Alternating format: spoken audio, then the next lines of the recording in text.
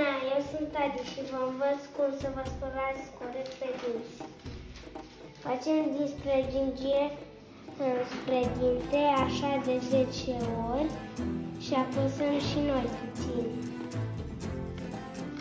La fiecare grup de 3 dinți, la fiecare curățăm grup de 3 dinți, curățăm așa fețele dinților dinspre obraz, curățăm și suprafețele ocluzale, suprafețele cu care mușcăm, uite așa. Da. Aici facem cercuri. Facem aici niște cerculețe. Așa, să le păstrăm bine. Da. Și pe interior. Da. Aceeași mișcare de măturare. Da. Tot apăsăm puțin și așa de 10 ori. Pe fiecare grup de 3 Da. dinți, da? Așa, și mergem mai departe. Perfect. Adiel, ne arăți tu cum se scoate un dinte acum? Uneori, anumiți dinți nu își fac rizaliza și au nevoie de puțin ajutor de la medic. Fixăm bine dințișorul. Și îl scoate. Aici o să iasă un dinte definitiv, un dinte frumos și sănătos.